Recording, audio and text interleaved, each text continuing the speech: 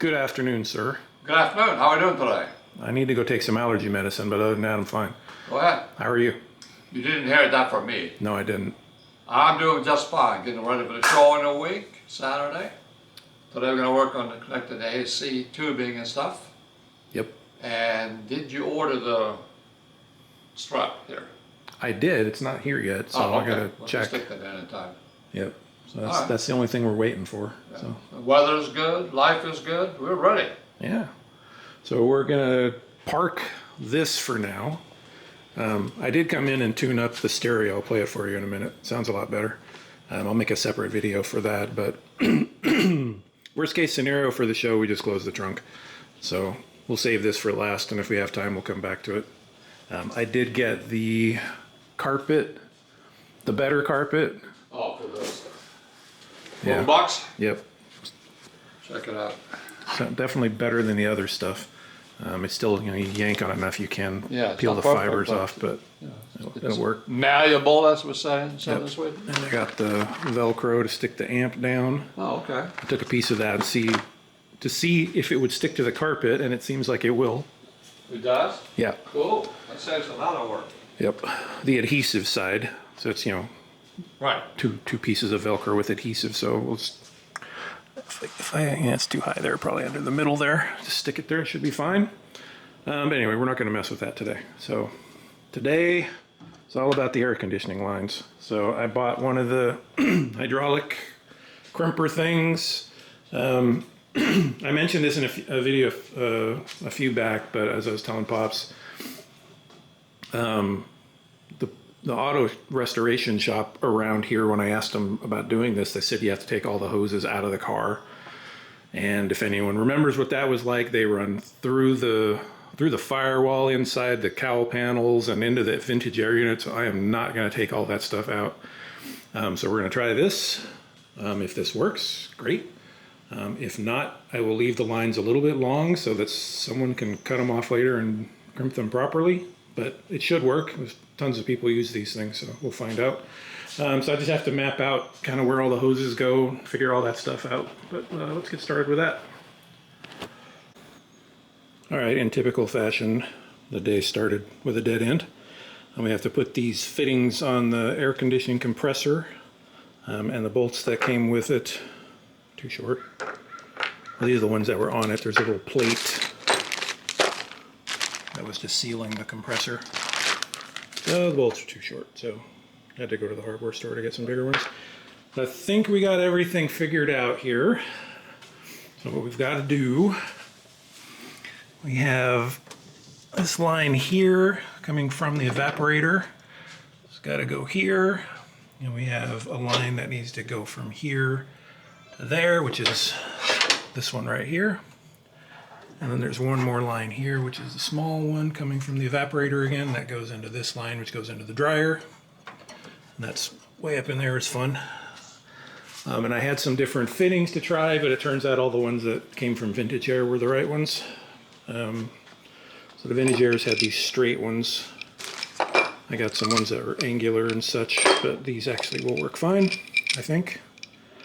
And this one. So those, I think that came with the Vintage Air. I'm not sure, but I think those are the ones that all came with the Vintage Air.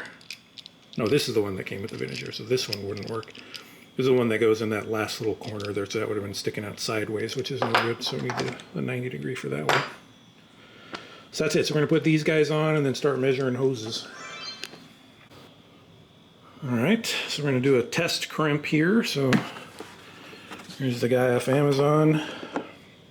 Everything's falling out. We'll fix that.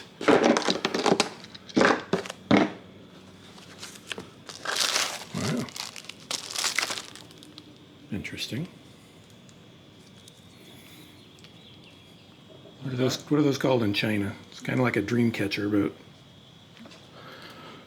I don't know what that is in any of this stuff is here. Figure it out.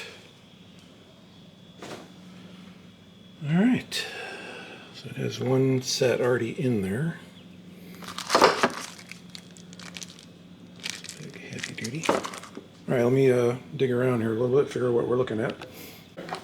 So I have to do a little more research here for the SRB fittings versus the not SRB fittings. Pretty sure this hose wants the SRB fittings, so just did a test of that one and looks good. Seems like it's gripped on there pretty well. The SRB is for the smaller pipe, so I would suspect if that fits on there, we'd be better off than using the non-SRB, which would be bigger, which would fit less tightly, I think. So seems like that would be the right answer. But I'll try and do a little more research. All right, so SRB stands for Smart Retained Barrier. And your lines should say barrier or some variant on it, which this one does. So I'm going to assume that's good. So that was a good test. That went swimmingly. Is it airtight? I don't know. But we'll go ahead and get the other ones going now. All right, here's our hose for real. Now, this one I'm not making extra long because it's a self-contained hose, so if it gets messed up, someone can make a new one. But it's really important to clock these. You can see the mark there with the Sharpie, because you cannot twist these hoses, so you got to make sure all the fittings are pointed in the right direction or you're going to be out of luck. All right, it's looking kind of oblong, but hopefully it will fix itself as it squeezes this way. So got Pop's doing the honors here. Go for it.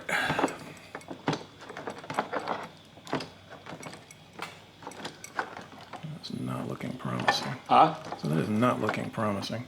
I don't see how that's going to go into circle. Why do I have the feeling that's the wrong connector?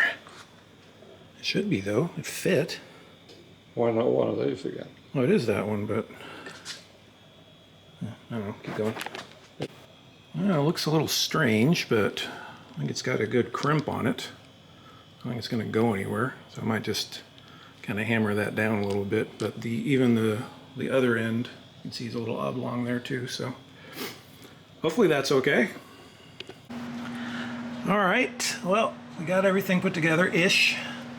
I don't have a wrench big enough for that. That's like 1 1/8 or something, and I don't know if you can see, but it's actually making contact with that bolt there, so got to figure something out for that. May have to shave this down or what.